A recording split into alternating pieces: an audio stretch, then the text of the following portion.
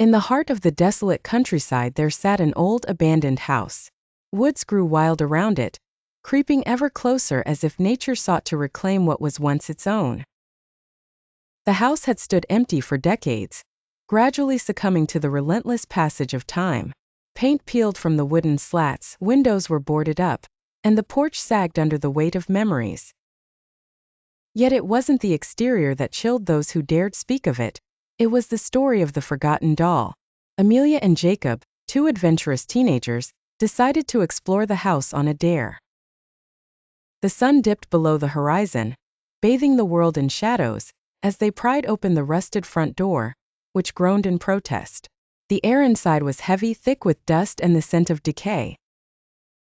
Flashlights in hand, they navigated the narrow corridor, their breaths quickening with each step. The floorboards creaked eerily beneath their weight, adding to the house's long list of laments. In the farthest room, buried under a mound of ancient furniture, they found it. An old wooden box secured with a rusty latch. Jacob wrenched it open, revealing a porcelain doll.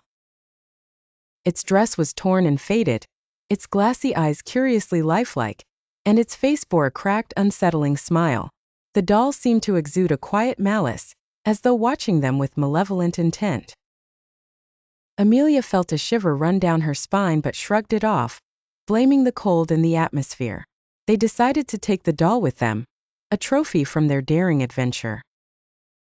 Unbeknownst to them, the doll harbored a lingering curse. That night, strange things began to happen. Amelia woke to the sound of whispers, cold fingers grazing her skin. Jacob's flashlight flickered and died, leaving him in darkness. Strange markings appeared on the walls, written in what looked like dried blood. Each of them saw fleeting shadows in the corners of their eyes.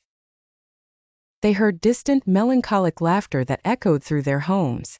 Fear gnawed at them, growing with each passing hour. The final straw came when the doll, once placed securely on a shelf, inexplicably moved. Terrified, Amelia and Jacob returned to the abandoned house, determined to rid themselves of the cursed object. They placed the doll back in its wooden box, hoping to seal the malevolence within. As they backed away, the door slammed shut with a deafening finality. The house seemed to exhale, settling back into its eerie stillness.